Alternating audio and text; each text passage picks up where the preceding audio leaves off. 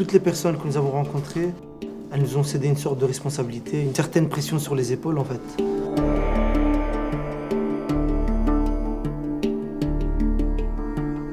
C'est la première fois qu'on est témoin et qu'on voit en image, en tout cas, une part de ce conflit. J'ai compris qu'il y avait réellement deux narratifs pour une même histoire, que les deux peuples avaient souffert et souffrent encore aujourd'hui. On a rencontré des personnes aussi bien du camp palestinien qu'israélien. Ça dérape quand on nous singularise dans une seule et unique identité.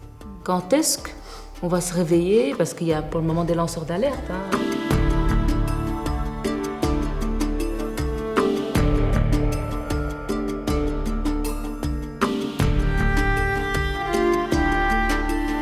Notre rôle à nous, c'est de transmettre l'information et les sentiments qu'on avait, les rencontres qu'on a faites, partout où on peut le faire.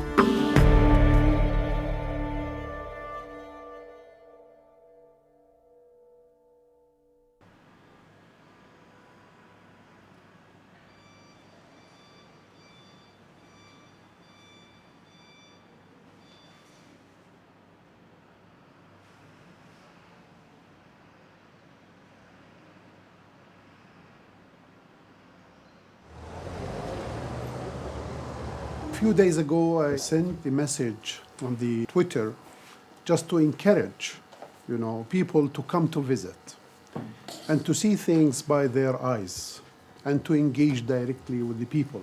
It's completely different when you hear about things or when you see things and when you live things. This is a very important thing. I'm sure that you will see many things, but keep in mind, in the eastern side of West Bank, you will see it's like a line of settlements. If you put them and you go to the map, you will find that it's on the same line on the eastern side. And also in the western side, and also between. That's the case. It's part of the fragmentation. This is part of the fragmentation of the Palestinian society. Keep that in mind. When you go,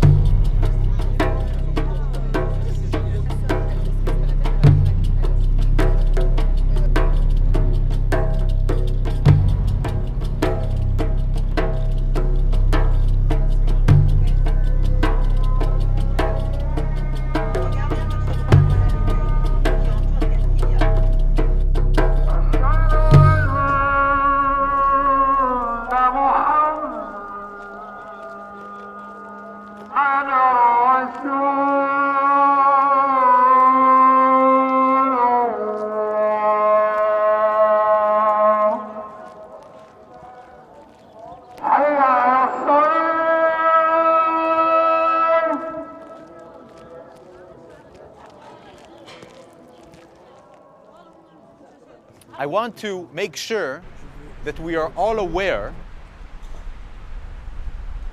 that we are in an occupied territory, as you know. We're in a settlement where the control is military control all around us. We're driving into Hebron, one of the most violent and aggressive settlements in the occupied territories. Okay? We have to understand this, and we'll talk a little bit about the potential reactions that maybe some of us will get inside the city.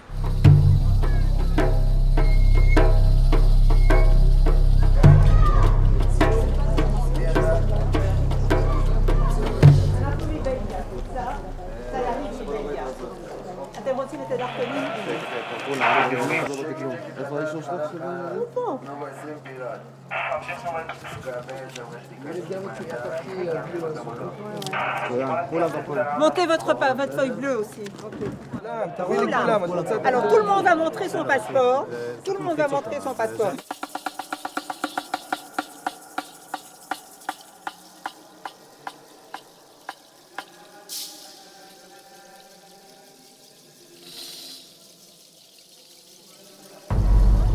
Okay, guys, so they're asking to see IDs, and then we can cross. So, מי שמראה לך יעבור, בסדר? Okay, guys, so let's stand here, okay? This will probably be solved, right? But let's understand the dynamic for Palestinians, right, who live here day in and day out. They have no one they could reach out to. But this is part of what helped turn Hebron into the ghost town that we see.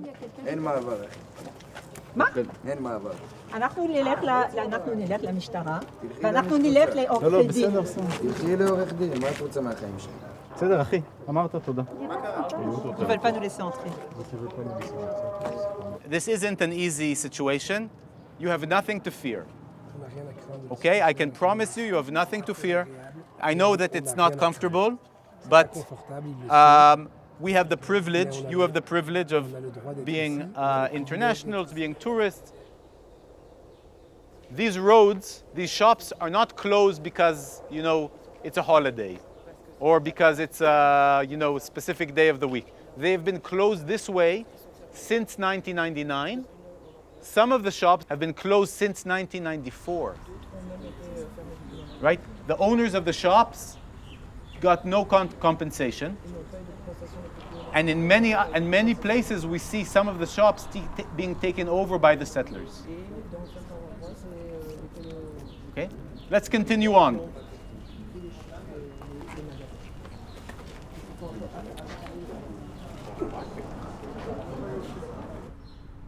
A soldier who served in that base on top of the hill over there told us that their official order on the wall was to disrupt the day-to-day life of the Palestinian population.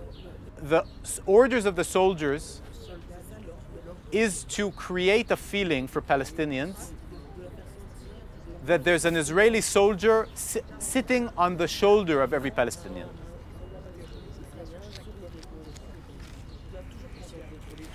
It could be in the checkpoint, it could be on the road, but that could also be in your cell phone. Here there are still Palestinians who live, specifically in these 3 houses. And you can see that there's nettings around the balcony to protect them from settler violence. And you can see the stones on top of the cage.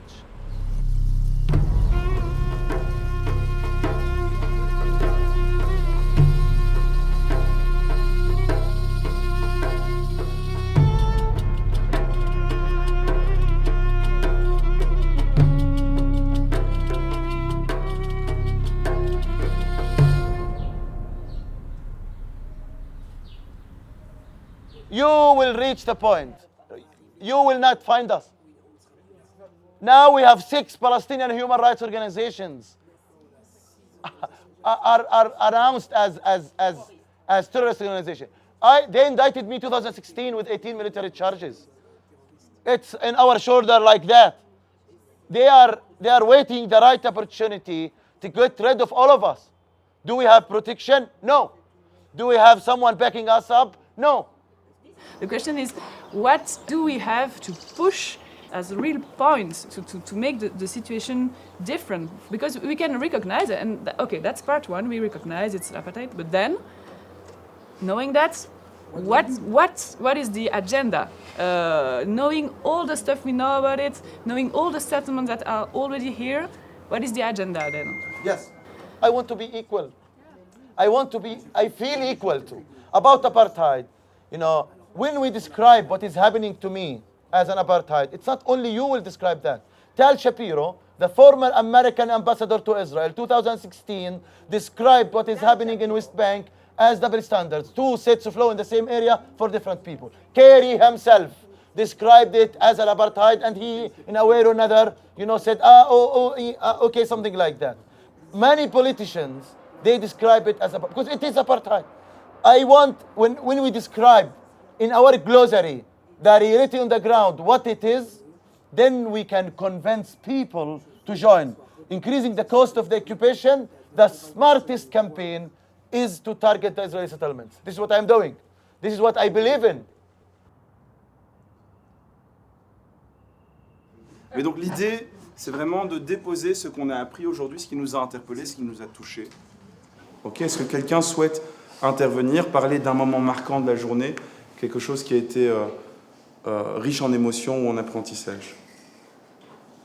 J'ai découvert Hébron, j'ai découvert l'histoire d'Hébron et j'ai découvert l'occupation. En fait, je n'avais jamais été dans un endroit occupé. L'agressivité des soldats, mais aussi ces rues désertes et cette vie qui a disparu. Et je trouvais ça extrêmement violent, en fait.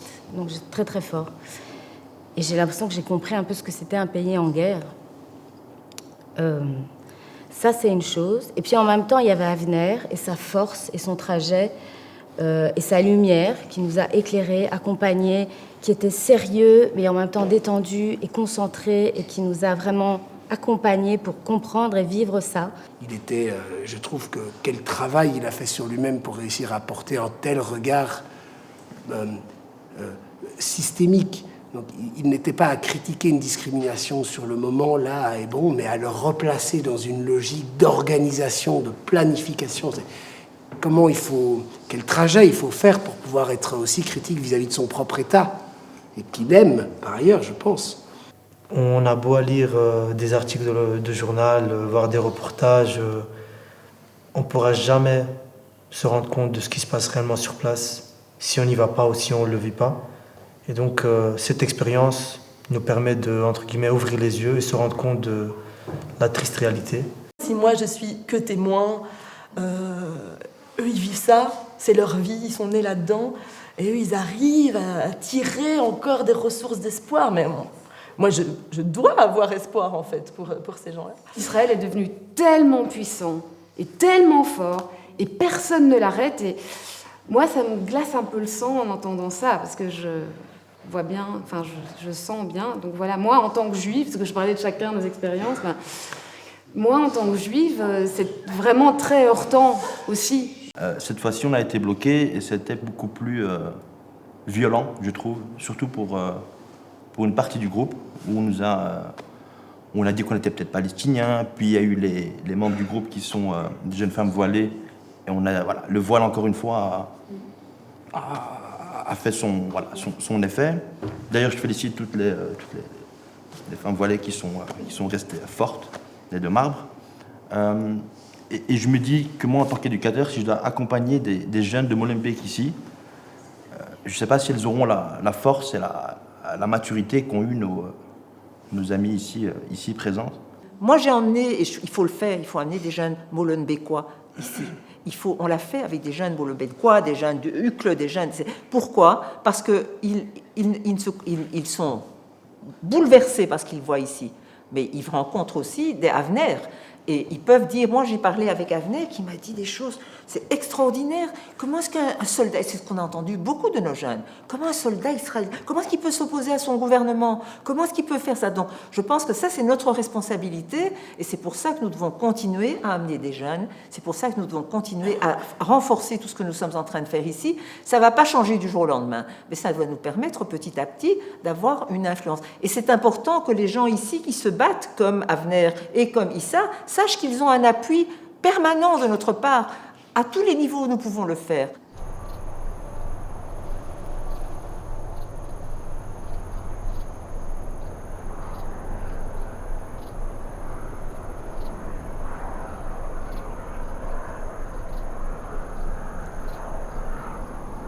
Ils sont blessés des deux côtés. Ils sont très très blessés dans cette situation très tendue, très très tendue. Et c'est vraiment horrible, c'est horrible. Et chaque fois, moi je suis traumatisée, je peux le dire ici, parce que les bruits et tout le temps, les roquettes, c'est tout le temps. On le voit comme les vagues. D'un point de vue psychologique, les enfants qui ont vécu ces traumatismes, est-ce que vous avez des études qui nous disent qu'est-ce qu'ils vont devenir quand ils vont être soldats, quand ils vont être des futurs citoyens? Est-ce qu'il y a un nombre d'enfants qui vont devenir de plus en plus des délinquants ou bien des marginaux? The last war, where I don't know, it was 8 months ago, we still see kids that are afraid to go to school that stayed at home, that don't want to get out to public places because they're afraid that the alert will catch them. So you see it in a lot of aspects of life. Dans les périodes intenses, est-ce que vous avez quoi, une alerte par jour ou plusieurs alertes par jour? Il y en a des jours qu'on a plusieurs fois des alarmes. Sonores, en fait, ce sont des grands... Ouais, tu vas aller, Tseva Adom, la rouge, la couleur rouge, ça va être, ça peut être maintenant. Mais ce qu'on doit faire, c'est juste de... Il n'y en a aucun abri. Aucun abri ici. C'est intéressant, ça.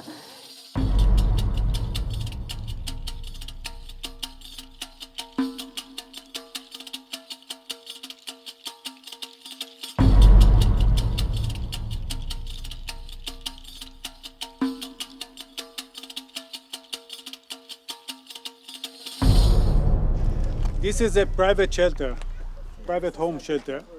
I myself had the great privilege to hide here when there was a bombarding. So I ran here, it was opened and I get here.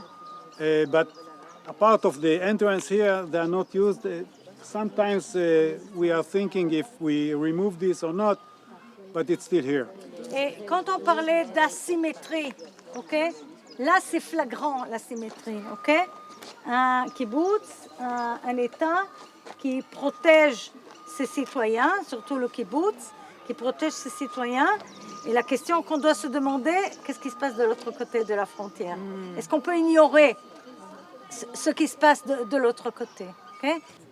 If you have questions to Arnon or Anat, because we want to move and to see the fields and Khan Yunis, yeah. Why did you make a choice to live in a kibbutz? In a kibbutz? Well, we get asked a lot why raise children or why stay with children here, and it's a challenge. It's a good question. It's a dilemma, and especially when there's escalations, you think about it. But I think the fact that we're in this together and everybody helps each other, it's very, very strong. You can see this tower, metal tower, the antenna in there. This is full of sensors, cameras, thermic cameras. They can see everything that moves along the border. And you can see another post. This is a pillbox, and there is a machine gun. All of these antennas, they transmit all the data to one place. If they see something move, they can also automatically shoot him without sending soldiers.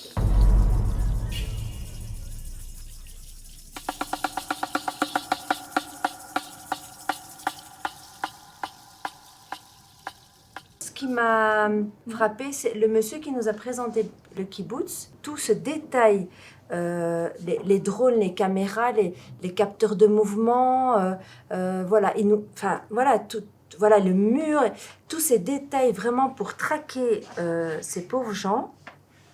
J'ai eu un sentiment, je me suis dit comment on peut vivre de ce côté-ci, dans tout ce luxe, entre guillemets, avoir autant d'eau à gaspiller, entre guillemets, je mets bien entre beaucoup de guillemets pour des plantes, donc de l'autre côté, les gens n'ont pas de quoi boire, des choses élémentaires.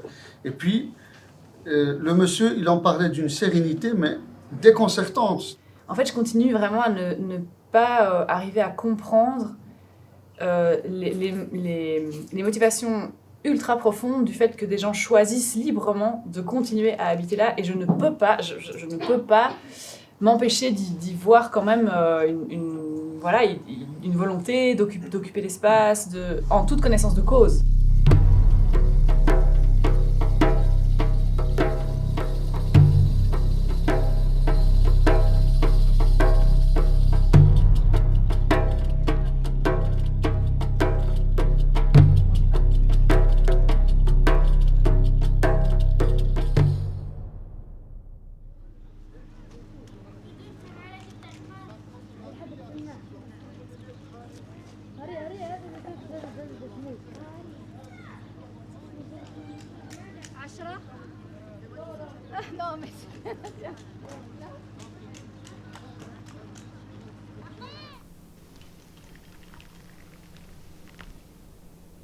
Il y a beaucoup de problématiques, il y a beaucoup de problèmes, et je vais me contenter d'en citer quelques-uns. Dans le plus grand, c'est la question de la destruction, de la démolition.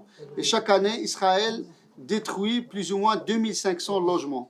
2500 logements chaque année. مثلا الدولة بتعمل على تسكين أكبر عدد ممكن من العرب على أقل حيز من الأرض.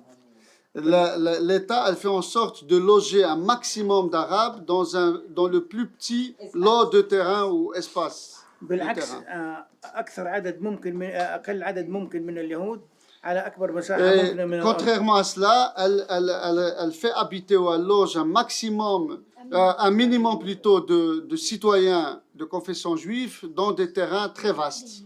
طبعا هذا في إطار سياسة مصادرة الأراضي والاستيلاء عليها من العرب. Ça fait partie de leur politique de confiscation des terres et de les spolier aux Arabes. طبعا باختصار احنا في 1997 أقمنا مجلس إقليمي للقرى غير معترف فيها. Donc en 1997, on a mis en place ce conseil régional, ou on peut dire régional, des villages non reconnus par l'État d'Israël. فاحنا وحدنا النضال ضد سياسة الدولة، نضال مدني طبعا. On a unifié notre militantisme contre cette politique de l'État.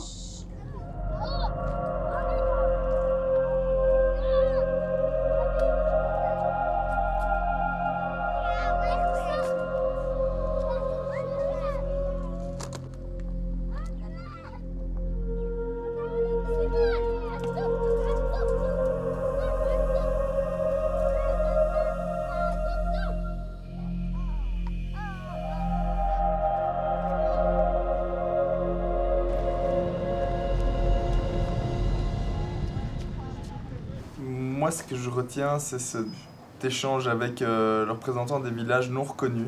Et je trouve quand même que c'est particulièrement cynique d'avoir des citoyens auxquels on reconnaît aussi peu de droits. Parce qu'à la limite, qu'on se dise par rapport aux Palestiniens de Cisjordanie ou de Gaza, c'est tout à fait dégueulasse et c'est totalement injuste, mais qu'on ait le cynisme de dire que ce sont des citoyens de notre pays, mais qu'on les reconnaît aussi. Enfin, on n'a même pas idée de ce que ça peut être d'avoir un village, enfin, un lieu de vie non reconnu chez nous. Enfin, c'est un truc totalement hallucinant. Ils ne sont pas palestiniens, ils ne rentrent même pas dans le sujet et l'objet qui nous concerne, et ils sont traités comme du sous. Alors tu te dis, si c'est comme ça déjà par rapport à une catégorisation ethno-raciale sur le territoire, qu'est-ce que ça doit être dans la construction qu'on peut avoir par rapport aux Palestiniens? En fait, c'est la transition pour moi qui a été dure entre le kibbutz et le village bédouin.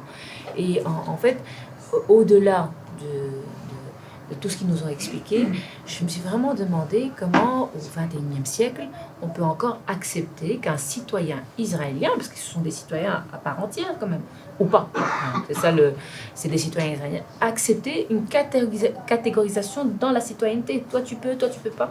Et je me suis dit, mais en fait, on est à l'apartheid. Voilà, clairement, c'est ça en fait, ça n'a pas d'autre nom.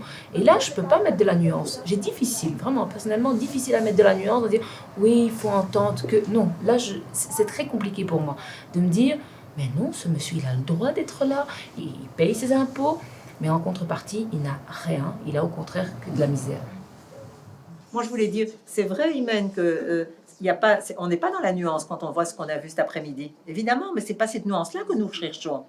Nous cherchons à voir des gens comme Nava et des gens comme les Palestiniens qu'on a vus hier et ça c'est ce que moi je conçois comme notion de la nuance. C'est pas de voir des gens qui sont des sous Untermensch quoi, parce que c'est ça qui se passe. Moi quand j'ai été confrontée à ça en 2001, je n'en revenais pas, je ne savais même pas que ça existait en Israël. Donc voilà, moi je voulais dire qu'on est au début et qu'on a tout un chemin à parcourir, des rencontres exceptionnel à faire et que ça va nous permettre vraiment à tous de vraiment affiner notre perception et de voir les actions qu'on pourra mener par après. Voilà.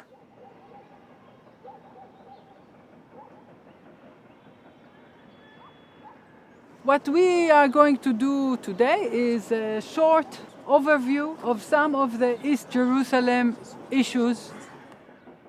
So here I'm zoom in to East Jerusalem.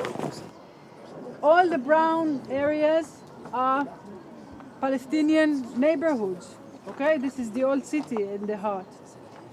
All of them became part of Israel, but they did not get citizenship.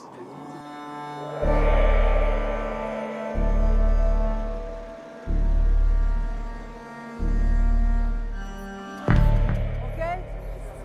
When there were a lot of attacks in Israel during what we call the Second Intifada in the 2000s, Israel decided that we have to have a wall to protect us, not to allow terrorists to come from the West Bank into Israel.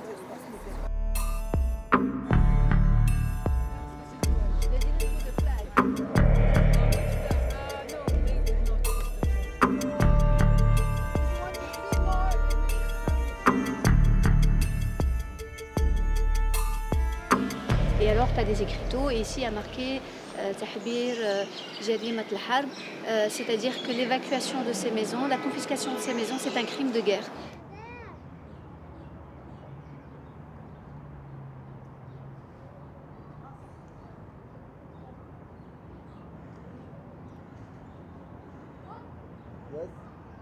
East Jerusalem includes many Palestinian neighborhoods. One of them is Sheikh Jarrah. That if you came here in 1966, you were in Jordan. But since 1967, this place is called Israel, according to the Israelis. Of course, the world is not recognizing this occupation. Il y a plusieurs lois qui sont des lois racistes, qui virent vers l'intérêt des colons. Et donc, ils ont fait cette réclamation d'expulsion avec de faux papiers, de faux actes de propriété, mais on sait que la loi les protège.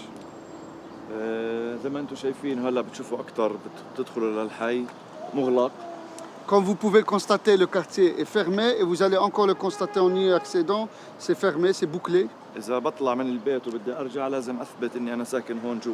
Donc moi personnellement, si je sors de chez moi, je viens ici et je reviens chez moi, je dois prouver que j'habite, que je réside dans ce quartier. Et je suis content que vous soyez là pour que vous soyez témoins des méfaits de cette colonisation et des actes haineux que pratiquent ces colons ici.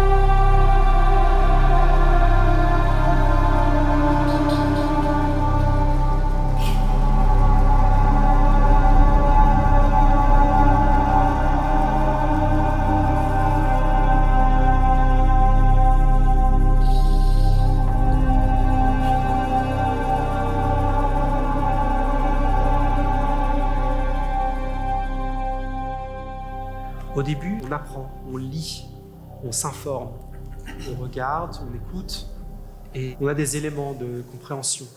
Mais avec le temps, ça s'efface.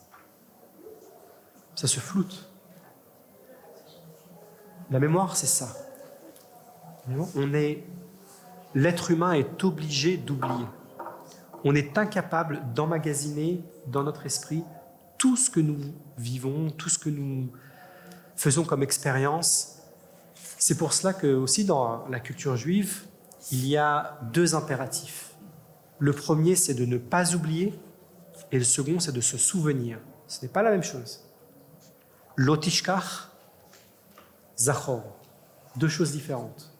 Les nazis ont essayé de totalement déshumaniser leurs victimes. Nous essayons de faire exactement l'inverse. Et c'est quoi la symbolique? Que ce n'est pas encore fini, c'est-à-dire le travail continue, Exactement. ou la recherche continue, ou la recherche de la vérité continue, c'est ça? Exactement. Nous savons que dans certains territoires, nous n'avons plus de traces. Des villages entiers ont été totalement, les communautés juives ont été totalement annihilées, décimées complètement. Non pas seulement les personnes, mais leur mémoire, leur souvenir. Le fait même qu'elles ont existé là-bas, totalement été effacé. Nous avons jusqu'à aujourd'hui près de 4 800 000 noms de personnes assassinées. Mais nous savons qu'il manque 6 millions.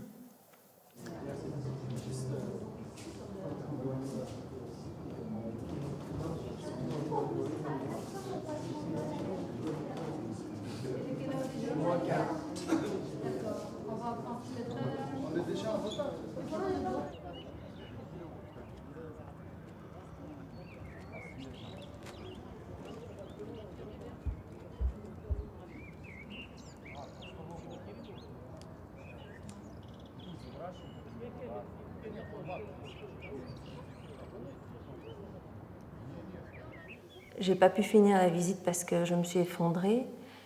Et alors, il y a une jeune fille israélienne qui vient, juive, qui me prend dans ses bras et qui me dit en hébreu, enfin, l'intonation de sa voix, je comprenais qu'elle voulait me réconforter. Et je voulais juste, voilà, je voulais juste qu'elle me laisse. Elle m'a pris dans ses bras, ça a duré quand même 2 minutes. Et puis, bon, elle dit maintenant, I need to go. OK. Bref. Et je me suis dit, regarde, cette fille, elle me croit juive, elle m'a prise dans ses bras. J'ai été suffisamment lâche de ne pas avouer que j'étais musulmane parce que j'étais tellement dans ma douleur, dans ma souffrance, que je n'avais pas le courage d'encaisser quoi que ce soit. Je ne voulais plus rien savoir. Je ne voulais plus entendre parler de religion. Je ne voulais plus entendre parler de langue. Je voulais être humain, point barre. Voilà, c'est tout ce que je voulais. On a tous entendu parler de ça, on a vu des films là-dessus. Et moi, je me disais que j'étais un peu immunisé, entre guillemets, parce que j'ai beaucoup travaillé sur des sujets comme ça. J'ai utilisé des documents d'archives. Je me disais que voilà, bon, peut-être que ça me toucherait un peu moins, mais en fin de compte, non. L'humain reprend le dessus. Au fur et à mesure qu'on avançait dans les différentes galeries, j'avais l'impression du déjà-vu dans l'histoire. Il y avait des aspects pour moi de l'histoire, une espèce de boucle qui se répétait. Les choses dérapent quand on se singularise sur une seule identité. Je suis allemand, je veux le Reich. Je suis juif, je suis uniquement juif. Je suis palestinien, je suis uniquement palestinien. Je suis musulman et uniquement musulman. Je suis juif et uniquement juif. Ça dérape quand on nous singularise dans une seule et unique identité. Je vais parler de quelque chose qui n'a pas forcément à voir avec les 2 derniers jours, parce que bon, là, il y a pas mal de choses à dire, effectivement, il y a pas mal d'émotions, etc. Moi, je voulais... pour moi, ça va, parce que le groupe est formidable. On peut vraiment aller vers qui on veut. J'ai jamais eu l'impression que je dérangeais qui que ce soit. Je trouve que c'est un groupe qui est vraiment extraordinaire dans sa diversité, dans sa richesse, dans sa communication, dans la fluidité des rencontres, dans l'absence de ghettoisation multiples et diverses.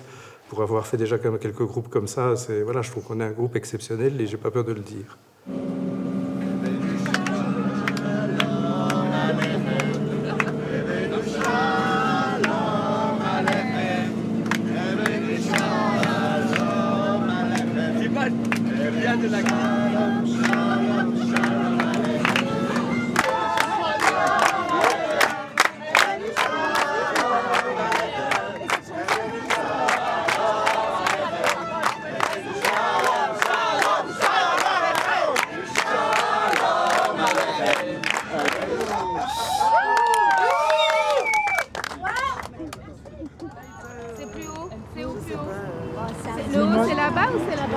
On est là, on a traversé.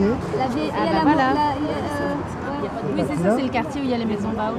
Voilà, c'est ça. Moi, c'est ça que je voudrais voir. Et après on arrive sur la mer. Et après, parce que vous on va montez, de la mer. parce que là, on remonte. Déjà, il y a une expression chez nous, on dit elle est où ton oreille? Et en fait, pour être compliqué, au lieu de dire juste elle est là, on dit qu'elle est là. Vous êtes vraiment compliqué, hein, Yasmina? Vraiment compliqué. Mais ça, c'est les Arabes. C'est les Arabes. C'est nous. Ah, les Arabes. C'est pas les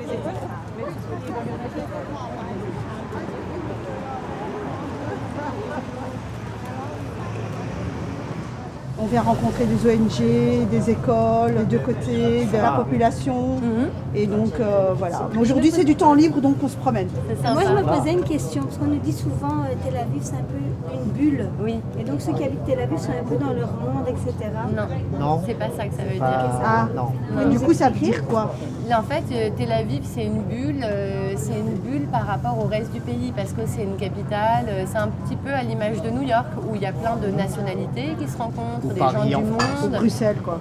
Mais il y a des Américains, il y a des, enfin je sais pas, il y a des gens de partout dans le monde. En fait. À Yafo, c'est ça, c'est cette possibilité de vivre ensemble. Et ça, c'est agréable. C'est ça, c'est ce qu'on a dit, donc on va les découvrir par nous-mêmes. Ah ouais. Et c'est ça le but du voyage, c'est vraiment de découvrir en fait. C'est pas un mythe, hein. On vit vraiment ensemble. En Cisjordanie, le problème, c'est que c'est des tout petits bouts de terrain qui sont collés les uns aux autres. Et c'est malheureux, mais ils n'arrivent pas à cohabiter. Et c'est dommage parce qu'ils pourraient. Il y en a beaucoup des villages arabes, il y a beaucoup de villages israéliens. Franchement, il suffit de prendre l'autoroute, d'aller un peu dans le nord. Tout se jouxte, tout est à côté. Et puis c'est un tout petit pays. Franchement, c'est quoi? C'est 50 km pour aller au plus près. Donc c'est quoi? C'est 1 heure de route. C'est pas... Donc il y a quand même des belles histoires. Il n'y a pas que un conflit. On aimerait que ce soit pas un conflit. Oui, c'est ça, tout le monde. Hein.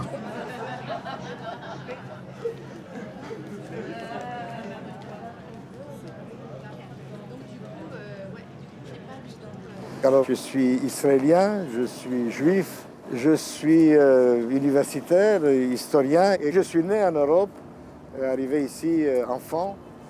Et l'un des malheurs de cette région en général et de ce pays en particulier, c'est que nous avons laissé la religion, une certaine lecture de la religion, investir le champ politique. Et lorsque l'on laisse la religion investir le champ politique, cela donne des résultats épouvantables. Nous avons permis à un conflit national de devenir petit à petit, de plus en plus, un conflit identitaire de type religieux. C'est ça qui s'est passé. Ce qui nous empêche, nous, Israéliens, de voir la vérité en face. Et la vérité, c'est que l'occupation nous tue. Alors, faut-il désespérer de la paix dans cette région? Des gens disent de plus en plus un État palestinien est une chimère, ça ne marchera jamais. L'Israël n'en veut pas. Il y a de plus en plus de Palestiniens, de jeunes Palestiniens qui n'en veulent pas non plus. Ils n'y croient plus. Et donc, ce qu'il faut, c'est avoir un État unitaire, un État unique, mais un État unitaire, c'est une invitation à la guerre civile. C'est pas compliqué. Il n'y a qu'à regarder autour de vous, et voir au Liban, en Syrie, partout. Je veux dire, est-ce que vous imaginez que ça va marcher? Est-ce que vous imaginez que les Juifs vont accepter qu'un Palestinien soit leur Premier ministre ou le chef d'état-major? Enfin, tout ça, c'est de la folie, n'est-ce pas? Je comprends d'où ça vient. Et moi, ce que je dis, c'est que la phase de l'État palestinien souverain est incontournable. La phase. Mais ce n'est pas la fin de l'histoire. Ce que je vois très bien, dans un avenir plus ou moins long, c'est une confédération. Alors on dirait, mais comment ça va pouvoir se faire? Je ne sais pas trop maintenant, mais je sais que ça se fera. Et ça se fera pour une raison très simple. Il n'y a pas d'alternative.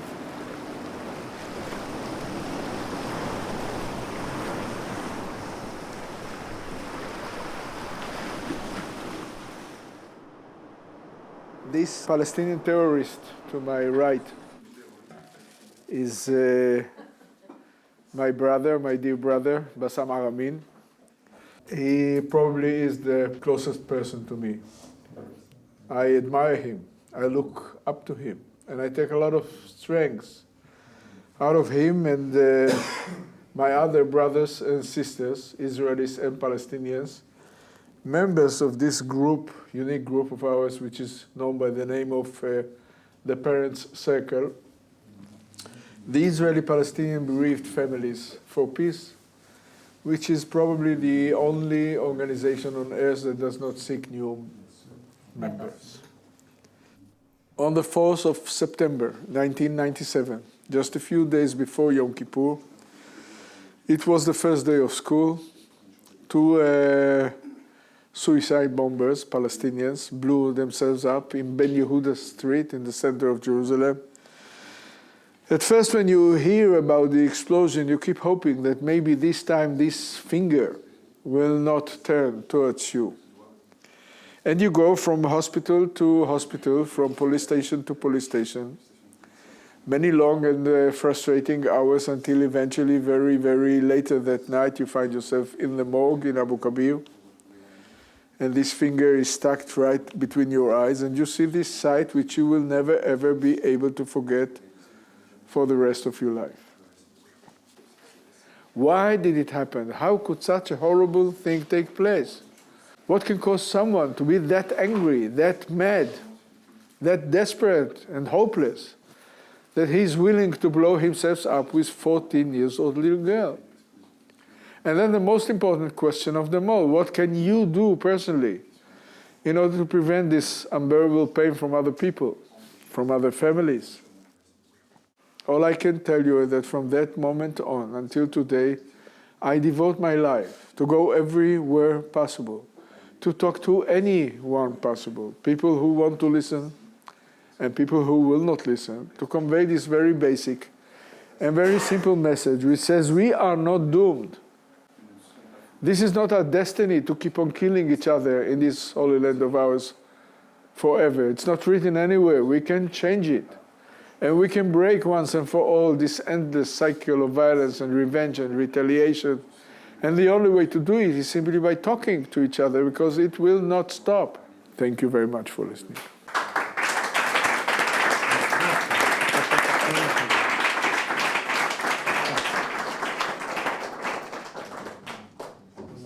"15 years ago and 1 month, one Israeli soldier shot and killed my 10-year-old daughter Abir in front of her school from a distance of 15 to 20 meters in her head from the back. She fell down, and 2 days later she passed away in Hadassah Hospital where she born.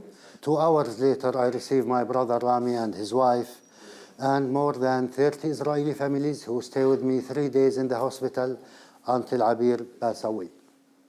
As I said, we are more than 620 families, and we just want to be partners to prove that we need to share this land as 1 state or 2 states or 5 states. Otherwise, we will share the same land as 2 big graves.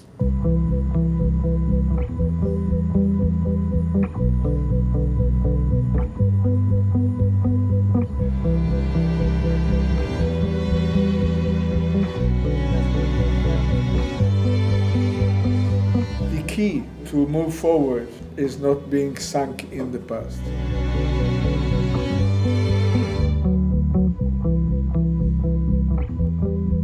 Maintenant, ce qui me pose question, c'est l'après. Qu'est-ce que nous, on va faire de tout ça? Grâce à toutes ces conférences, à ces intervenants, on sent réellement qu'il y a un peu d'espoir finalement. On a vraiment l'impression qu'il y a un pas qui s'est fait en avant, mais de part et d'autre, ensemble, quoi. Et le problème, c'est que ça crée de l'empathie, mais ça crée pas nécessairement du politique. Moi, c'est un peu ça qui m'inquiète.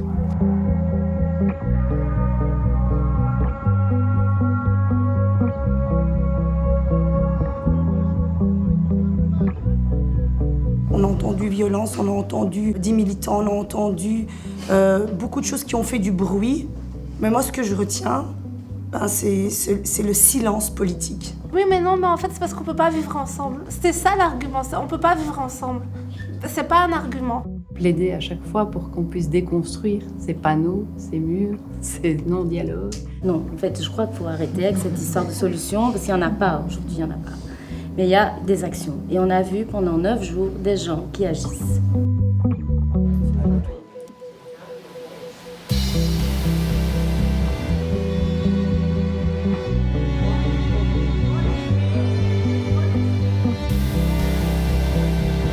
Je pense vraiment qu'on a tous besoin de parler autour de nous, de ce qu'on a vécu et comment est-ce qu'on pourrait être plus utile, plus efficace dans nos communautés, dans notre pays, en fait, quels sont les espaces de société civile ou les espaces de politique alternative qui existent ou qui sont en train de se créer. C'est le commencement finalement, c'est pas la fin, c'est le commencement de quelque chose. Je pense que là, nous avons une part de responsabilité qu'il faudra essayer de s'engager au maximum.